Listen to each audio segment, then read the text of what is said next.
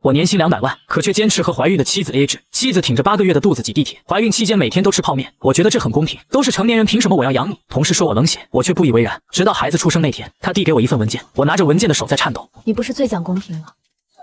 现在该你付。我是年薪200万的商业精英，有车有房，还有一个漂亮的妻子，并且妻子还有了8个月的身孕。我的生活看似完美无缺，但是一直和林婉舒实行平摊制。清晨6点闹钟响起，我睁开眼，身边的林婉舒已经醒了。我看着她正艰难地从床上坐起来，压得她神色恍惚。今天感觉怎么样？林婉舒看了我一眼，没说话，只是摇了摇头，随后扶着腰慢慢走进卫生间。我能听到里面传来压抑的干呕声。我起床换上熨烫平整的衬衫，打了领带，在衣帽间我看着镜子里的自己精神体面，一个标准的城市精英。林婉舒从卫生间出来，脸色苍白，顺手从冰箱拿出一片面包，干巴巴地吃着。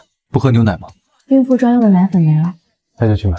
林婉舒点点头，咽下嘴里的面包。我们一起出门，我走向车库里停着的宝马七系，可林婉舒却走向小区门口的地铁站，准备坐地铁去上班。这对于一个8个月的孕妇来说，无疑是一场痛苦的折磨。但这一切结婚前都约定好了，两个人的生活开销互不干扰。等我到公司，同事看到我，来到我身边开始攀谈。程安，又一个人开车上班啊？你老婆呢？我听说已经8个多月了，你还让她去挤地铁，你这心也太大了吧？她有手有脚，为什么不能自己去？怀孕8个月还挤地铁，多危险啊！我们都是成年人了，就要为自己的选择负责。我们是平等的夫妻关系，不是谁养着谁。同事被我噎得说不出话，摇着头走了，嘴里小声嘀咕我冷血，可我却对此毫无感触。中午我照常去公司食堂吃了豪华版套餐，甚至还拍照发了朋友圈。朋友圈的文案是努力工作也要保证营养。林婉舒很快给我点了赞，我点开她的头像进入她的朋友圈，最新的一条是10分钟前发的一张照片，一桶红烧牛肉面加一个自带的保温杯。朋友圈文案是水肿又严重了，以后还是少吃盐吧。看到这我有点恶心，可能是豪华版套餐吃腻了，我放下手机忘掉刚才看到的朋友圈。林婉舒喜欢吃这个与我无关。下午林婉舒给我打来电话，声音听起来很是虚弱。江承安，你晚上能来接我一下吗？我今天不太舒服，腿肿得厉害，走不了路了。我皱眉看了一眼日程表，晚上7点有个客户的饭局，很重要，走不开。知道了。你可以打车，费用我们平摊。不用了。他挂了电话，我看着手机屏幕，心里莫名的有些烦躁。不就是让他自己打车回家吗？为什么他好像不高兴？而且费用我也说了平摊，我都这么体贴了，一个成年人不应该这么依赖别人。等项目谈成之后，我送走客户，司机开车载我行驶在回家的路上，我却在林婉舒公司楼下的公交站看到了一个熟人。林婉舒站在公交站，脸色惨白，司机认出了林婉舒，可我的心情却愈发烦躁，让司机快点开车。我并没有第一时间回家，等我回到家已经11点了。林婉舒坐在客厅沙发上，双脚放在热水盆里，我换了鞋走到她身边，她的脚踝肿得像馒头，皮肤被撑得发亮。怎么肿成这样？医生说正常，孕晚期都这样。为什么没有上最后一班车？没赶上，手机也没电了。我心里那股无名的火又冒了上来。那你为什么不给我打电话？你知道我有多担心吗？话说出口，我自己都愣了一下，林婉舒也愣了，她抬起头定定地看着我，那眼神很复杂，有惊讶，有探究，还有一种我看不懂的悲哀。她看了我很久，然后笑了。你担心我是什么意思？没什么意思。你的应酬结束了？结束了。客户满意吗？满意。她不再说话，我站了一会儿，觉得浑身不自在。产检的日子快到了吧？后天我陪你去。她抬起头，眼里没什么情绪。你不是说你陪我去一次就要算1次误工费吗？上次产检她让我陪她去，我答应了。我陪她一上午6个小时就是4800，她当时什么也没说，只是默默地转给我4800。从那以后，林婉舒再也没有要求过我什么。这次不算你的钱。为什么？没有为什么。江承安，你最讲究公平，我们还是算清楚比较好，我不占你便宜。他说完，从沙发旁边的包里拿出一个小本子，一个很普通的10几块钱就能买到的笔记本。他翻开本子，用笔写了下来：后天产检江承安陪同误工6小时，共计4800元待支付。他写得很认真，我看着那个本子，感觉全身的血液都冲到了头顶。本子上记着生活中各方面的账目，每一笔都记得清清楚楚。你这是什么意思？记账啊！你不是说亲兄弟明算账吗？我们是夫妻，更应该算清楚。林婉舒，你觉得我们之间就只剩下这些了吗？不然呢？还剩下什么？我顿时无话可说。我每天开着豪车吃着西餐，他却每天泡面加热水。他孕吐我担心，他腿肿我叮嘱他打车。我认为这是公平，但是现在我心里开始慌了。这时我想到了林婉舒肚子里的孩子。对，还有孩子，孩子的开销我们当然也是平摊。那是当然，我已经算过了。从备孕开始我吃的爷酸，到怀孕后的各种营养品，再到产检费用、婴儿床、奶瓶、尿不湿，这些我都已经提前采购了。另外还有一些无形的费用，比如我怀孕对身体造成的损伤。妊娠纹、身材走样，这些都是有价的。还有因为怀孕我失去了一个晋升的机会，这个损失怎么算？林婉舒，你疯了吗？我没疯。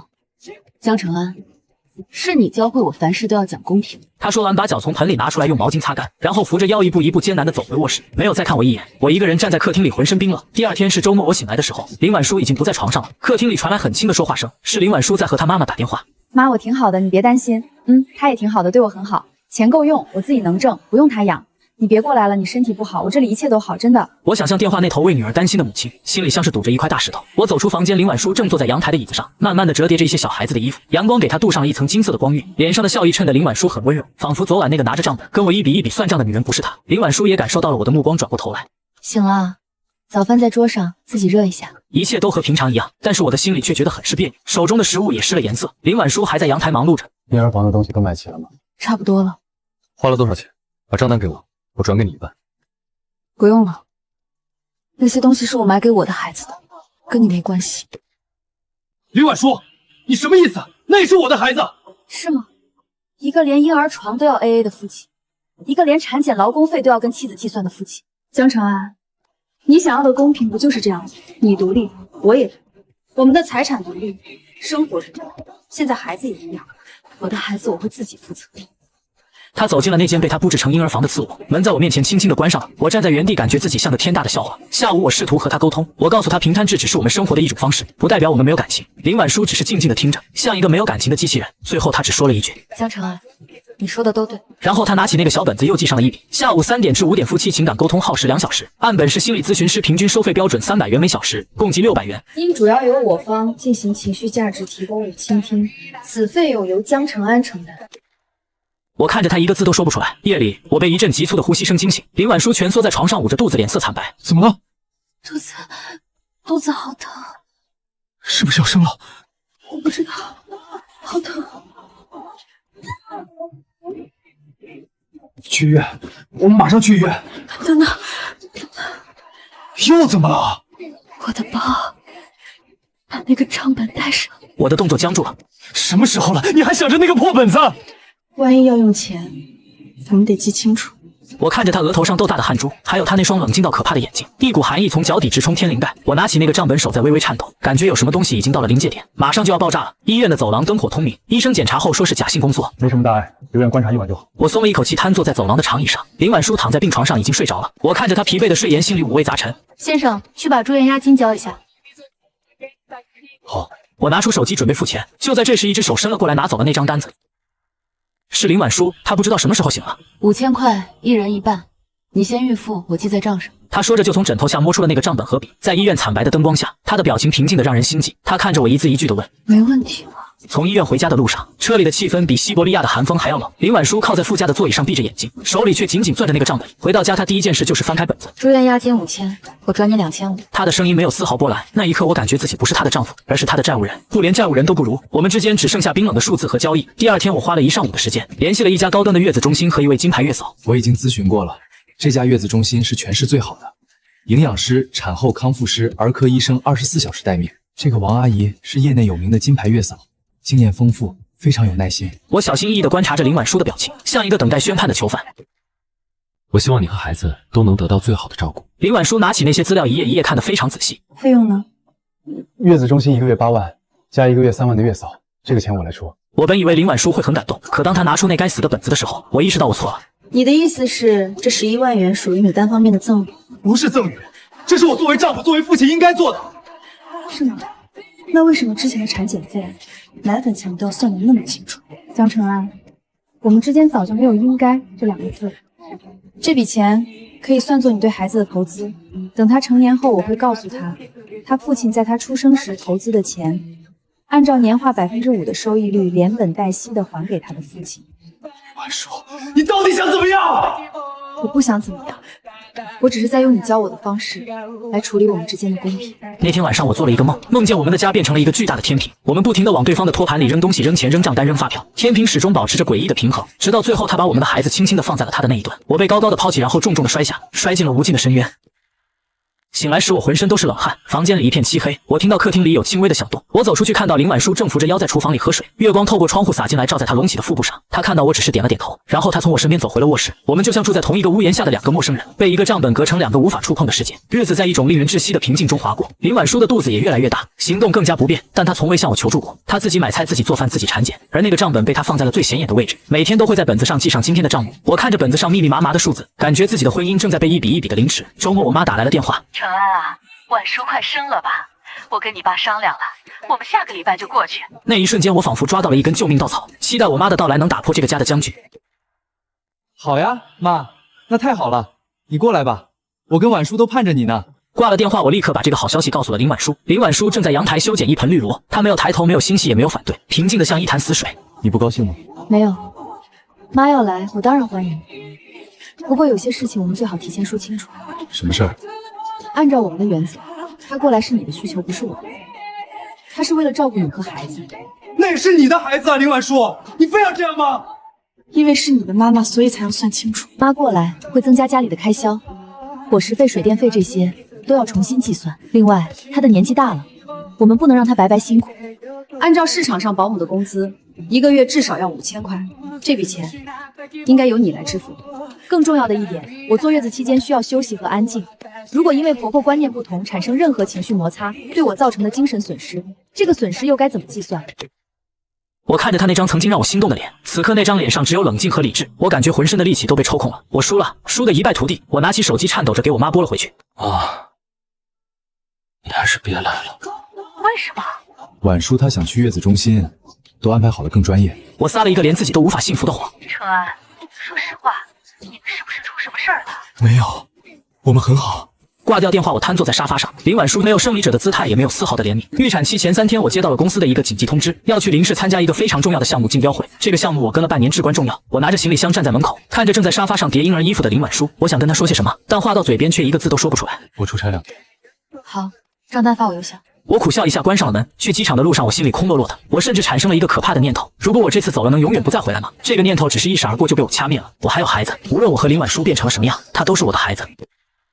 竞标会进行得很顺利，晚上在酒店，我躺在床上翻来覆去的睡不着。我鬼使神差的打开了林婉舒的朋友圈，她已经很久没有更新过，最新的一条还是那桶红烧牛肉面。我点开她的头像，那是我们刚认识的时候我给她拍的。那时候我们也会为了一碗面谁付钱而争论不休，但那时的争论是甜蜜的，不像现在是痛苦的。第2天上午，竞标会进入了最后的关键环节，我正在台上做最终陈述，口袋里的手机突然震动了一下，几分钟后又震动了一下，这让我心里莫名的开始发慌。我强忍着不安完成了陈述，走下台的那一刻，我立刻掏出手机，全都是来自林婉舒发来的消息，一张医院的照片，一个医院的定位，还有一条通知文字，工作规律。上午9点15分办理入院手续，这些像一根根冰锥狠狠地刺进了我的眼睛。这不是妻子在通知丈夫她要生了，更像是一封商业邮件。我顿时冷汗直流，直接丢下客户冲出会场。助理在后面喊我，我却什么都听不进去，脑子里只有赶紧回去的念头。我订了最快一班高铁，2、3个小时的车程让我感觉像是过了1个世纪，只因我现在根本联系不上林婉舒。我不敢想象她一个人是怎么去医院的，一个人怎么处理那些繁琐的手续，一个人是怎么面对工作的阵痛的，而她的丈夫还是孩子的父亲，却在为了一个项目没有陪在他们身边。等我焦急地冲进病房，我看到了让我永生难忘的一幕。林婉舒正半躺在病床上，戴着耳机，她的脸色有些苍白，额头有细密的汗珠，但表情却很平静。她身边坐着一个陌生的女人，正在温柔地指导她如何呼吸。林婉舒，她听到我的声音，摘下耳机看了我一眼。你回来了？你怎么不给我打电话？你在开会。我看向旁边的那个女人。你好，我是林婉舒女士请的导乐师，这笔费用我自己承担。不用 AA。他的话每一个字都像一把刀，把我从他的世界里残忍地分割了出去。家属过来签一下字。护士，让他签。他是孩子的父亲，不是我老公。是孩子的父亲。我拿着那支匕首抖得几乎写不出自己的名字。我感觉自己不是来迎接一个新生命的，而是来参加一场早已宣判了我死刑的审判。产房的门紧闭着，那扇白色的门像一道无法逾越的天堑，将我隔绝在外。我能听到里面传来模糊的声音，林婉舒压抑的痛苦的喘息，每一声都像一把重锤砸在我的心上。我坐立不安，在走廊来回踱步，周围都是焦急等待的家属，而我只有我自己，一个孤独的可笑的身影。此刻的我像一个彻头彻尾的局外人。我掏出手机想做点什么，工作群里助理正在汇报竞标成功的好消息，客户发来祝贺的微信，同事们在群里刷着江总牛逼，这些曾经让我引以为傲的东西，此刻看来却无比的刺眼。我关掉手机，将手机塞进口袋，我靠在冰冷的墙上，脑子里乱成一团。我想起了我和林婉舒刚结婚的时候，那时候我们也是 AA 制，但那时的 AA 是一种情趣，我们会为了一顿晚餐谁付钱而猜拳，会为了谁先用完了一卷卫生纸而去买更大的一包还给对方，他会笑着把账记在一个可爱的卡通本子上。那时候我们以为这就是最理想的婚姻模式，我们把婚姻经营成了一家合伙公司，我们是彼此最默契的合伙人。可林婉舒怀孕在这场合作中投入了巨大的成本，而我作为合伙的一方，却还在跟她计较着那一罐奶粉一次产检的钱。我在产房外焦急的等待，这时突然门开了一道缝。林婉舒的家属，产妇体力不支，快去买巧克力和功能饮料，快！好。我像领了圣旨一样，转身就往医院外面的便利店跑。当我提着一大袋东西，满头大汗的跑回来时，产房里突然传来了一声响亮的啼哭，那哭声像一道闪电，瞬间劈开了我混沌的思绪。所有人都看向那扇门，我的脚像被定在了原地，动弹不得，眼泪毫无征兆的涌了出来。护士抱着一个襁褓走了出来，脸上带着笑意。恭喜，是个男孩，6斤8两，母子平安。我看着那个小小的皱巴巴的婴儿，他闭着眼睛，嘴巴一张一合，哭声嘹亮。这就是我的孩子。我伸出手想要去触摸他，可我的手停在半空，颤抖不止。林婉舒也被推了出来，整个人像是被水浸泡一样，脸色苍白如纸。婉舒，你辛苦了。他转过头看着我，眼神里没有一点情绪。别忘了把巧克力的账单发给我，我们 AA。别忘了把巧克力的账单发给我，我们 AA。林婉舒住进了单人病房，我守在她的床边手足无措。我给她倒水她不喝，我给她削苹果她不吃。儿子很健康，医生说各项指标都很好。名字想好了吗？我们之前看的那个，你感觉怎么样？伤口还疼吗？他始终闭着眼，一言不发，仿佛睡着了。但我知道他没有，他的睫毛在微微的颤抖。他在用这种无声的方式将我彻底的驱逐出他的世界。你跟你太太是不是吵架了？女人生孩子像走鬼门关，最需要安慰关心，你多哄哄她。我苦笑着，不知道该怎么解释。我们之间早就不是哄一哄就能解决问题的时候了。下午，孩子被抱了回来，小小的身体裹在柔软的襁褓里，睡得正香。他的到来给这间死寂的病房带来了些许生机。林婉舒终于睁开了眼睛，她挣扎着想要坐起来，我赶紧上前去扶她。我的手刚碰到她的胳膊，她就像触电一样的缩回去了。我尴尬的把手收回来，看着林婉舒自己撑着床慢慢的坐了起来。护工把孩子抱到她怀里，她低着头看着怀里的儿子。一瞬间，林婉舒的眼神变得无比柔软，手指轻轻的抚摸着孩子稚嫩的脸颊，那是我从未见过的温柔。但那份温柔只属于孩子，与我无关。我站在一旁看着这对母子，心里又酸又涩。孩子睡着后，林婉舒把他轻轻的放在了身边的小床上。林婉舒又恢复了之前那种冷漠的表情，她冷冷的看了我一眼，我心里顿的有种不祥的预感。我在床边的椅子上坐下，像一个等待审核的犯人。她从床头柜的包里拿出一个牛皮指纹件袋，你看看吧。我迟疑的接过来，打开里面不是我想象中的一沓发票或者收据，而是一份装订整齐的报告，白纸黑字打印的非常规整，又是关于平摊的方案。我颤抖着手翻开了第一页目录，上面是排列整齐的各项成本。我一页一页的翻看，里面详细的罗列从备孕到生产的所有开销，以及最后一页的所有费用，总计258万元。他正抱着孩子轻轻的哼着摇篮曲，察觉到我的目光，他停了下来，平静的看着我。你不是最讲公平吗？现在该你付了。林婉舒，你疯了！258万，这不是公平，是敲诈，是勒索。我没疯，江澄安，我比任何时候都清醒。这不是清醒，这是荒谬。林婉舒，我们是夫妻，你怎么能这么计算感情，计算孩子？我的感情在你让我8个月挤地铁时就算清了，你的孩子在你算产检流入费时也算清了。可这笔钱太荒谬了，身体损伤、精神损失根本没有法律依据。是吗？我的律师告诉我，虽然婚姻法里没有明确规定这些，但在离婚财产分割时，法官会酌情考虑一方在孕期和哺乳期的特殊付出，以及另一方是否存在过错。离婚，听到这两个字，我的心脏像是被人揪住一样。原来这份账单不是他一时兴起的报复，而是他蓄谋已久给我的最后判决。你要跟我离婚？不然呢？我们这样还有必要过吗？我们之间除了账本和孩子还剩什么？我张了张嘴，一个字都说不出来。孩子怎么办？孩子归我，不需要你支付抚养金。这笔钱买断你后半生的探视权，父子两清，很公平。我失魂落魄地走出了病房，医院走廊里消毒水的味道刺鼻的让我阵阵反胃。我坐在走廊的长椅上，感觉整个世界都在旋转。我掏出手机拨通了我律师的电话，我把事情的经过用最混乱的语言复述了一遍。江总，从法律上讲，这份东西确实没有直接的强制执行力，但是如果真的闹上法庭，舆论会站在哪一方，不用我多说了吧。一个年薪100万的精英，让怀孕的妻子挤地铁吃泡面，最后妻子在生下孩子后提出一份这样的账单。江总，您的公司、你的事业、您的一切都会受到毁灭性的打击。他这不是在打官司，他是在诛心。我看着手机银行里那串冰冷的数字，那些我曾经为之奋斗、为之骄傲的资本，现在却成了我耻辱的证明。我开车在城市里漫无目的的游荡，我路过林婉舒公司楼下的那个地铁站，仿佛还能看到她挺着大肚子、扶着腰在人群中艰难等待的身影。我路过我们家楼下的那家便利店，仿佛还能看到她拿起一桶红烧牛肉面时，犹豫了一下又放回去的表情。最终车子停在了银行门口，我坐在车里坐了整整一夜。我走进银行的时候，大堂经理认出了我，我是这里的贵宾客户。江先生，今天办什么业务？转账。经理接过文件，看到上面的数字时，脸上的笑容僵硬了一瞬。江先生，您确定要转258万到这个账户吗？好了，江先生。他把一张打印出来的转账凭证恭敬地递到我面前。我走出银行，阳光刺眼，驱车回到医院，病房的门虚掩着，我站在门口却迟迟不敢推开，我怕看到他的眼睛。我深吸一口气走了进去，林婉舒正靠在床头给孩子喂奶，她的动作很温柔。我的闯入像一颗石子打破了这片宁静，她看到我眼神又恢复了那种冰冷的疏离。我走到床边，把那张转账凭证放在了床头柜上，她没有立刻去看，只是继续低着头，等孩子喝完奶睡着了，她才小心翼翼地把它放进旁边的小床里。做完这一切，她才拿起那张凭证看得很仔细，从我的名字看到她的名字江澄安。这是我第一次用这种平静的语气完整的叫你的名字。我们的账算清了，从今天起你自由。我站在原地，感觉自己像一个被抽空了所有零件的机器人。我看到床头柜上放着一个保温桶，旁边的小票上写着产后滋补汤500元。我下意识地掏出手机，想要转给他一半的钱，可这个念头冒出来的瞬间，我狠狠地给了自己一巴掌。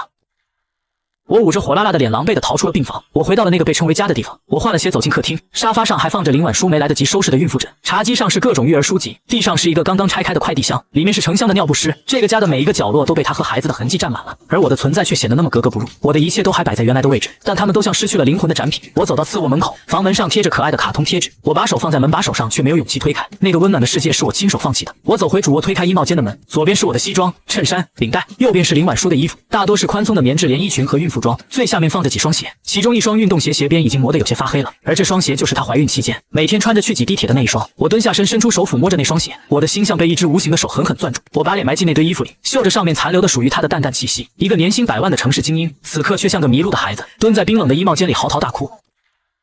我终于明白了，我用公屏建起了一座华丽的牢笼，却把他一个人推到了牢笼之外的风雨里。现在他带着孩子头也不回地走了，而我被永远地困在了这座公屏的牢笼中。手机在口袋里震动了一下，江总，竞标成功，对方的预付款已经到账了，晚上庆功宴您可一定要来啊！我看着那条信息，只觉得无比的讽刺。我赢了一个价值千万的项目，却输掉了我的整个世界。我关掉手机，把自己蜷缩在衣帽间的角落里，任由黑暗将我整个吞没。我在那座空房子里独自生活了1个星期。白天我去公司上班，签文件，见客户，我戴着精英的面具处理着数以百万计的生意。同事们都说我最近状态不对，眼神里多了几分疲惫和落寞。他们以为我是因为刚刚喜得贵子，晚上照顾孩子太辛苦，只有我自己知道我的心早就空了。晚上我回到那个冷冰冰的家，坐在沙发上发呆到天亮。我没有再去医院，我怕看到林婉舒那双冰冷的眼睛，也怕看到孩子那张纯净的脸。我只是每天都会收到一条来自林婉舒手机的短信，一张孩子的照片，下面附着一行公式化的文字。林婉舒甚至连孩子的名字都一个人决定好了。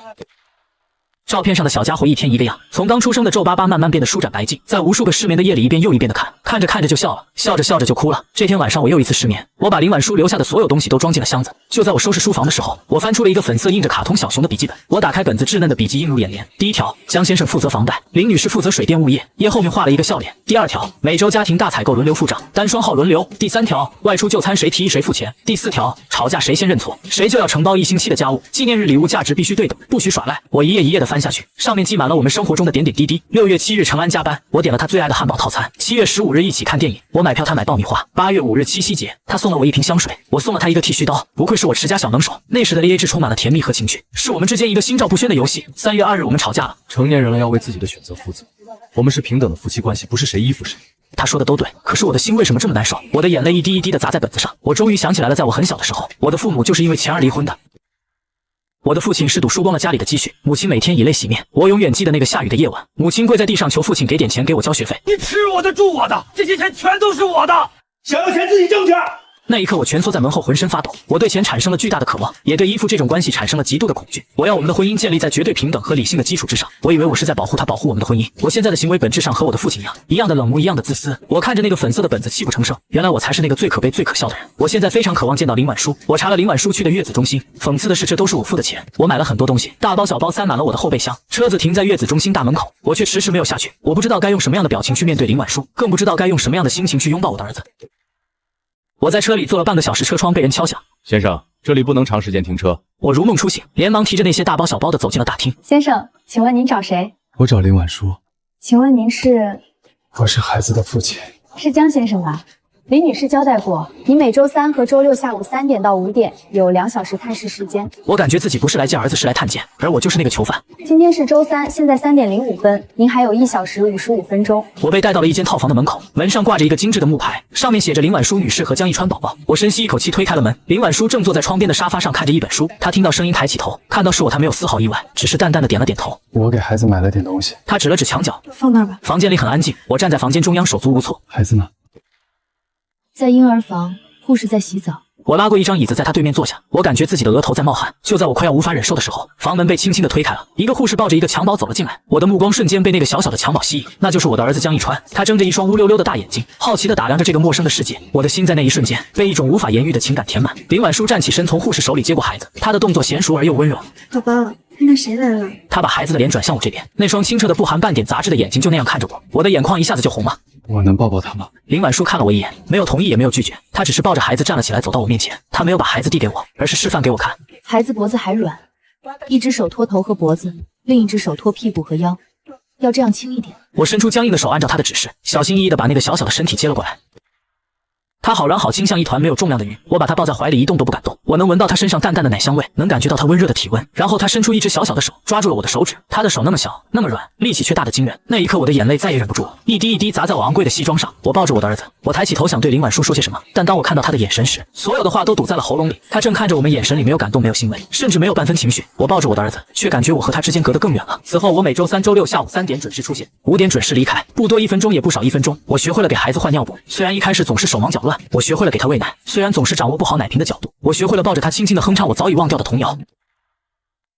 每一次当我抱着那个小小的身体时，我都能感觉到内心的某个部分正在被慢慢的填满，那种感觉是我过去20几年的人生里从未体验过的。但每一次当我看到林婉舒那双平静的眼睛时，那种刚刚升起的温暖又会瞬间被冰封。我们之间几乎没有交流，她从不主动跟我说话，这种分裂感开始严重影响我的工作。周一的例会上，我在汇报一个重要项目的进度，讲到一半，我的脑子里突然闪过儿子打哈欠的样子，我的嘴角不自觉地微微上扬。等我回过神来，整个会议室的人都用一种奇怪的眼神看着我。江总，我的助理小声提醒我，我这才发现我已经对着演示文稿上那根冰冷的增长曲线傻笑了足足半分钟。抱歉，刚刚想到点事情。此后我开始频繁的走神，开会的时候我会下意识的去看手机，生怕错过林婉舒发来的每日情况通报。见客户的时候，我会忍不住跟对方聊起我的儿子，对方一脸尴尬又不好意思打断我。我那个雷厉风行、永远把工作放在第一位的精英形象，正在一点一点的崩塌。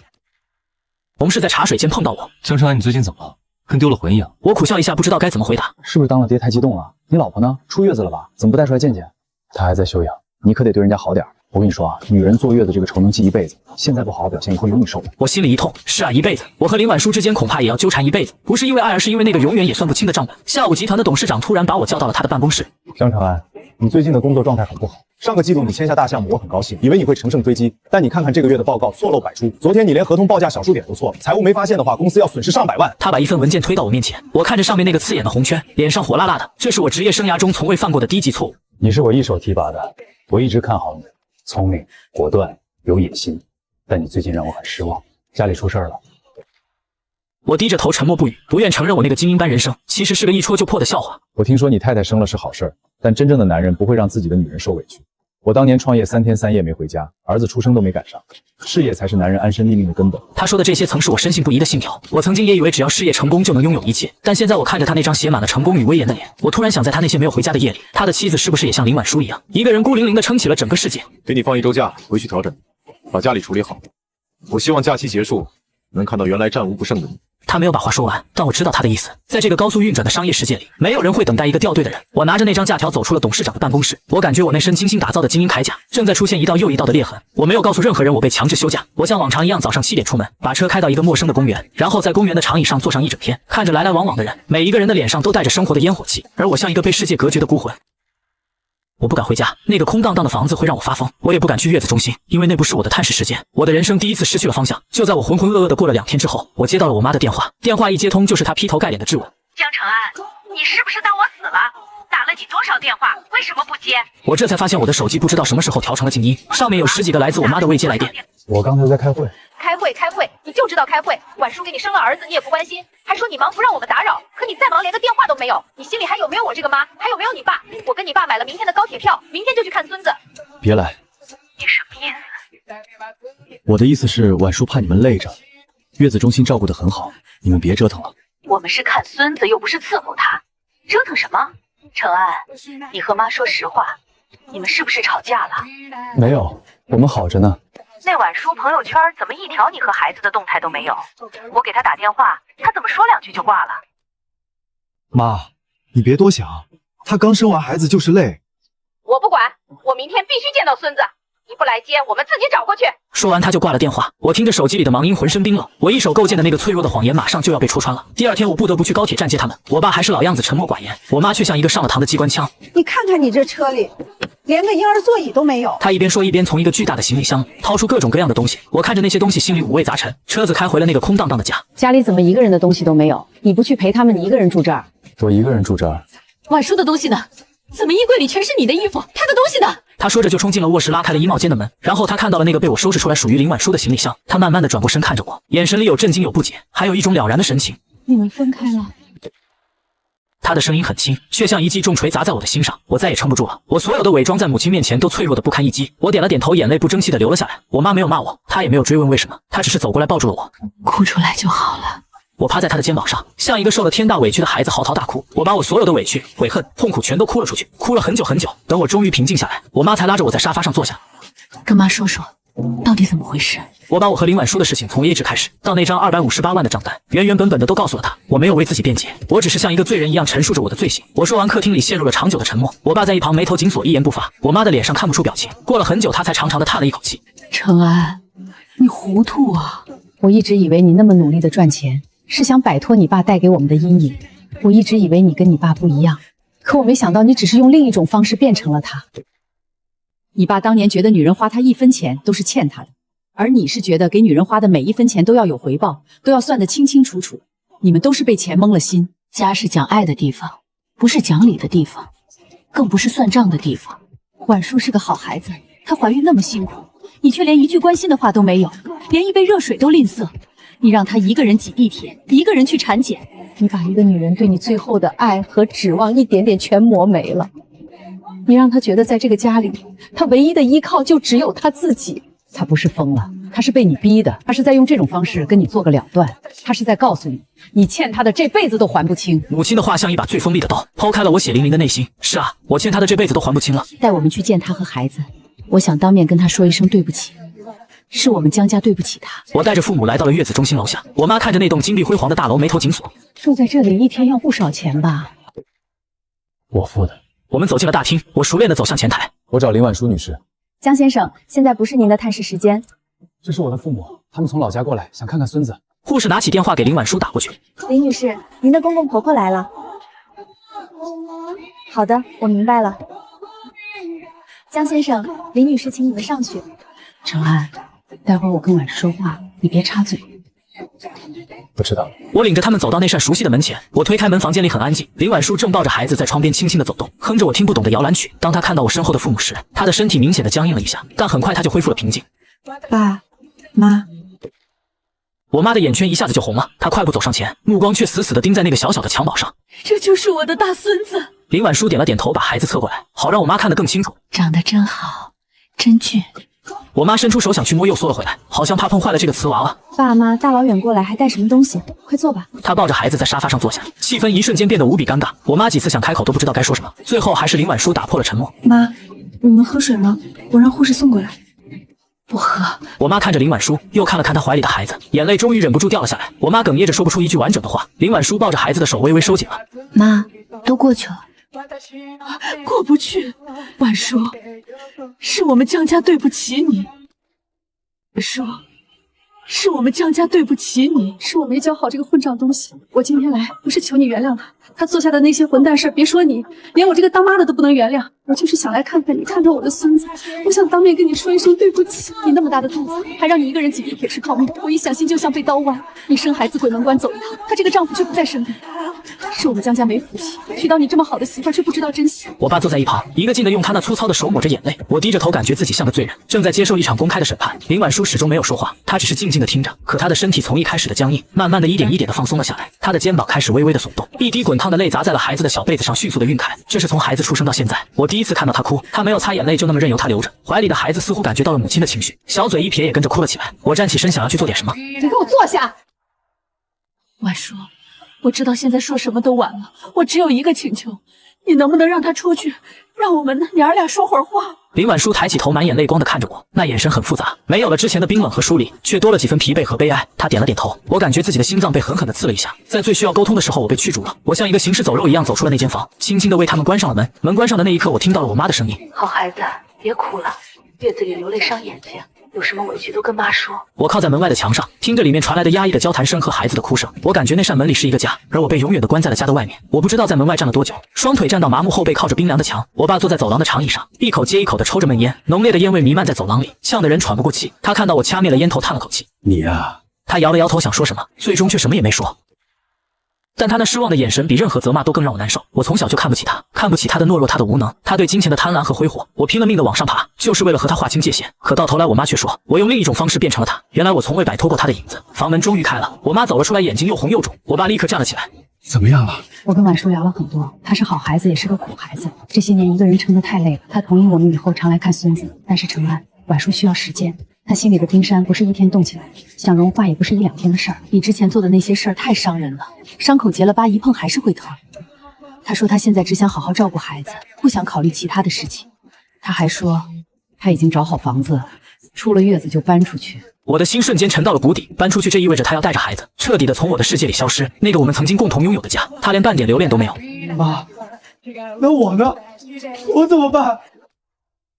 你现在要做的不是求他原谅，也不是逼他回头，你要做的是先把自己这个人给弄明白了。你得想清楚，你到底想要一个什么样的家，想要一个什么样的妻子，想要成为一个什么样的父亲。你连自己心里的病都没治好，你凭什么去要求别人来爱你？母亲的话像一盆冰水当头浇下，让我从头到脚凉了个彻底。是啊，我心里的病还没治好。一个内心充满恐惧和不安的人，又怎么可能给别人带来幸福和温暖？那天之后，我没有再去打扰林婉舒，我去找了一位心理医生。第一次，我把我那不堪的童年，我对父亲的憎恨，我对金钱的恐惧，都毫无保留地讲了出来。讲到最后，我泣不成声。医生最后只对我说了一句话：江先生，你不是在恨你的父亲，你只是在害怕成为他。我开始接受系统的心理治疗，每一次的咨询都像一次痛苦的自我解剖。我把我那颗包裹着层层晶莹硬壳的心一点一点地剥开，露出了里面那个蜷缩在门后，因父母争吵而瑟瑟发抖的小男孩。我走上前拥抱那个小男孩，告诉他不要害怕这一切。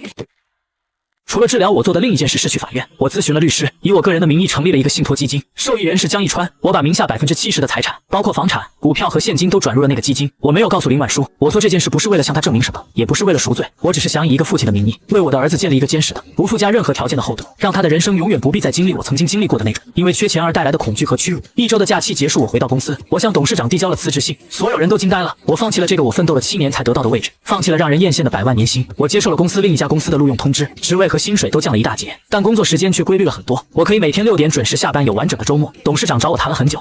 你是不是疯了？可能吧，但我活了20多年，从未像现在这样清醒过。我曾经以为事业是男人安身立命的根本，但现在我才明白，家才是。在我办完所有手续的那天下午，我收到了林婉舒的微信，这是她出院后第一次主动联系我，没有文字，只有一张照片。照片上我的父母正笨拙地抱着小小的一川。半年后初冬的午后，阳光正好，我提着2大袋食材敲开了一间公寓的门，他看到我很自然地笑了笑。来了。我走进屋子，一股饭菜的香气混合着宝宝身上特有的奶香味扑面而来，这是我如今最熟悉也最安心的味道。客厅的地垫上8个月大的江一川正努力地想要翻身，小小的身体像一只笨拙的小海龟，嘴里还发出咿呀呀的声音。我爸坐在一旁紧张地护着，生怕他磕着碰着。厨房里我妈正哼着小曲，熬着一锅热气腾腾的汤。这套2室1厅的公寓是林婉舒自己租的，不大却被她收拾得温馨而又明亮。墙上贴着一川从出生到现在的照片。出了月子后，他没有回我们原来的家，也没有接受我父母让他搬过去一起住的提议，他坚持要带着孩子开始自己的新生活。我没有反对，而是尊重他的所有决定。我只是在离他不远的小区也租了一套房子，我没有告诉他，我只是想离他们近一点，万一有什么事我能第一时间赶到。我辞职换了工作后，生活变得前所未有的规律，每天下班我都会来这里陪一川玩一会儿，和我爸妈一起吃一顿我妈做的晚饭，然后在一川睡着后悄悄地离开。我和林婉舒没有谈过复合的事情，我们谁都没有提，我们就像2个最有默契的战友，小心翼翼地维护着这个来之不易的脆弱的和平。我们的交流依然围绕着孩子，我们的语气没有了公事公办的冰冷，多了一点温度和默契。有时候我们会因为一川的一个小动作相视一笑，那笑容里有为人父母的喜悦，也有着几分难以言说的淡淡的默契。我知道这已经足够了。我把买来的菜放进厨房，我妈看见我笑着说：程安，回来啦，今天这么早，正好帮我把这条鱼处理一下。好嘞。我熟练地系上围裙，开始刮鱼鳞。曾经那个连厨房都很少进的商业精英，如今却对这些充满了烟火气的事情甘之如饴。晚饭，我们一家人围坐在小小的餐桌旁，我妈给他喂一小口米糊，他就高兴的手舞足蹈，气氛温馨而又美好。吃完饭，我爸妈带着一川去客厅玩，我留在厨房帮林婉舒洗碗，她洗我擦干，我们配合得很默契，全程没有一句话，但空气里却有一种安宁舒服的流动。对了，你之前成立的那个信托基金，律师今天联系我了，你把名下大部分财产都放进去了，为什么？那是我作为父亲该做的，和孩子母亲是谁，我们之间怎么样都没有关系。我只是不希望他的人生再被钱所困扰。林婉舒看着我看了很久，什么也没说，只是转过头去继续洗着碗，但她的嘴角微微露出了好看的笑容。晚上我陪一川玩到睡着，把他轻轻地放进婴儿床里。我准备离开的时候，江承安，他举起手中的本子，我的心咯噔一下，又是账本。但这个本子是崭新的，封面上是温暖的向日葵。他把本子递给我，我迟疑地翻开第一页，第一页贴着一川的满月照，旁边是娟秀的字迹，一川的成长记录。我一页一页地翻下去，一川在第10天黄疸退了，变成了小白宝宝。第25天第一次对妈妈孝心都化了，2个月会抬头了，4个月07天第一次翻身成功。爸爸在一旁比他还激动，差点把天花板给掀了。我看着那一行行充满爱意的文字，看着那些被精心贴起来的照片，我的眼眶又一次湿润了。翻到最新的一页是昨天，一川8个月会叫爸爸，虽然是无意识的，但某个人还是高兴的像个200斤的孩子，抱着他转了10几圈。林婉舒，我哽咽着一个字都说不出来。他走到我身边，看着那个本子，眼神温柔的像水。江承安，我们现在又有了一个新的账本，过去的那个账本已经记完了，所有的账也都两清了。江承安，我们现在有了一本新的账本，很长很长，可能要记一辈子。这本账我一个人记不完，愿意和我一起记下去吗？我再也控制不住，伸出手将他和那个本子一起紧紧地拥入怀中，像拥抱一件失而复得的绝世珍宝。我抱着林婉舒的手臂收得越来越紧。我以为你永远不会原谅我。我把脸埋在他的颈窝，声音沙哑的不成样子。他轻轻拍了拍我的背。我从来没有说过不原谅你，江承安，我只是在等你明白，婚姻里最该算的不是钱是心。第2天一早，我是被一川的哭声吵醒的，我几乎是条件反射般从沙发上弹起来，冲进卧室的时候，林婉舒正抱着她喂奶，晨光透过窗帘的缝隙洒在他们身上，镀上了一层温柔的金边。醒了，厨房有粥，自己盛。好啊。我点点头，脚步轻快地走进厨房，锅里熬着小米粥，旁边的盘子里放着煎好的鸡蛋和小笼包，都是我以前从来不会注意的烟火气。我盛了一碗粥，坐在餐桌旁慢慢喝着，心里满是从未有过的踏实。吃完早饭，林婉书递给我一张银行卡，这个还给你。什么？他把卡放在我面前，258万，我1分都没有。我当时要这笔钱，不是真的想要你的钱，我只是想让你知道，有些东西是用钱买不到的。我怀孕时受的罪，生孩子时的苦，还有那些一个人扛过来的日日夜夜，这些都不是258万的衡量。我要你记住这笔账，不是为了让你还债，是为了让你以后再也不要犯同样的错误。我拿起那张银行卡，指尖冰凉。我曾经以为钱能解决一切问题，可现在我才明白，钱能买来最好的月子中心，能买来金牌月嫂，却买不来一个女人心甘情愿的爱和付出。这笔钱捐了吧，捐给那些单亲妈妈援助基金。我看着她，心里充满了敬佩。这个我曾经以为柔弱、需要依附我的女人，其实比我想象中要强大得多，也善良得多。好，我亲自举办。当天下午，我就去了慈善机构，以林婉书和江一川的名义，把那258万全部捐了出去。拿到捐赠证书的那一刻，我感觉压在我心头几个月的巨石终于落了地。回到家，我把捐赠证书递给林婉书，她看了看，笑着放进了那个向日葵封面的新账本里。这是我们新账本的第一笔。她说，一笔关于爱的捐赠，就这么简单。不然呢？难道还要给你算利息？不用不用，能被林会计表扬是我的荣幸。他被我逗笑了，眼角的笑纹温柔的像水。那一刻，我知道我们之间那道冰冷的鸿沟终于开始慢慢愈合了。日子一天天过去，一川长得很快，从只会翻身到会坐再到会爬，每天都给我们带来新的惊喜。我也渐渐适应了父亲的角色，学会了冲奶粉、换尿布、哄睡，甚至还学会了做辅食。以前那个十指不沾阳春水的江澄安，现在能熟练的做出各种宝宝爱吃的辅食，能在一川半夜哭闹的时候，第一时间爬起来抱着他哄。林婉书也重新开始了工作，她没有回原来的公司，而是自己开了一家小小的设计工作室。这样我们既能兼顾工作，又能随时照顾孩子。我们依然保持着某种程度的 AA 制，但和以前那种冰冷的交易式 AA 完全不同。现在的我们会抢着付账单，会给对方买礼物，会在对方生病的时候放下一切工作去照顾。我们的新账本上再也没有出现过金钱的数字，上面记满了生活中的点点滴滴。这个账本成了我们家最珍贵的东西。几天后，以前的同事组织聚会，聚会那天我抱着一川，林婉书挽着我的胳膊走进了餐厅，所有人都愣住了。叫叔叔。吃饭的时候，我全程都在照顾一川，给他喂饭，给他擦嘴，陪他玩。林婉书坐在我身边，偶尔帮我搭把手。江总，你变化也太大了吧！以前我们还说你冷血，现在看来你简直是模范丈夫、模范爸爸。就是。以前是我不懂事，多亏了我老婆，是她教会了我什么才是真正的家。林婉书也笑了，轻轻握住了我的手。聚会结束后，我抱着一川与林婉书走在回家的路上。你今天在同事面前说的话，我都听到了。那我说的对不对？勉强算对吧？我忍不住低头吻了吻她的唇。谢谢你没有放弃我，谢谢你给了我一个家。她靠在我的肩膀上轻声说，我也谢谢你江澄安，谢谢你愿意为了我和孩子变成更好的人。一川在我怀里睡着了，小小的手紧紧抓着我的衣领。我抱着我生命中最重要的两个人，走在洒满月光的路上，心里充满了幸福。以前的我以为年薪100万，有车有房就是成功，现在我才明白，真正的成功是有一个温暖的家，有一个爱你的人，有一个可爱的孩子，每天下班回家都有一盏灯为你亮着，有一桌热饭等着你。转眼到了我们结婚3周年的纪念日，那天我特意请了假，在家准备了烛光晚餐。林婉书下班回来的时候，看到满桌子的菜和蜡烛，惊讶地睁大了眼睛。你什么时候准备的？下午就开始准备了。我笑着拉她坐下，尝尝我的手艺。她尝了一口我做的牛排，眼睛亮了。不错，江澄安，进步很大。那是，也不看看是谁的老公。我们边吃边聊，聊着过去，聊着现在，聊着未来。一川被我爸妈接走了，家里只有我们2个人，气氛温馨而浪漫。吃完饭，我拿出一个盒子递给他，纪念日快乐。他打开盒子，里面是一条项链，吊坠是一个小小的向日葵，和我们新账本的封面一模一样。向日葵的花语是沉默的爱，也是永远向着阳光。婉书，以前我活在黑暗里，是你和一川像阳光一样照亮了我的人生。以后的每一天，我都会像向日葵一样，永远向着你和孩子。林婉书的眼睛红了，她拿起项链让我帮她戴上。我也有礼物给你。他说着，从包里拿出那个向日葵封面的账本递给我。我翻开账本，翻到最后一页，上面写着：江澄安先生，鉴于你在过去1年里表现优异、知错能改，是一个合格的丈夫和父亲，现决定免除你所有剩余债务，并授予你终身丈夫、终身父亲的职位。此职位无薪资、无假期，需终身履职，不得辞职。你愿意接受吗？申请人林婉书。我的眼泪一下子就涌了出来。我抬起头看着林婉书，她正笑着看着我，眼里闪着泪光。我愿意。我哽咽着说，我愿意一辈子履职，绝不辞职。我伸出手，再次将他紧紧拥入怀中。窗外的月光温柔如水，洒在我们身上。我知道过去的那些伤痛都已经成为了过去。我们的新账本才刚刚翻开第一页。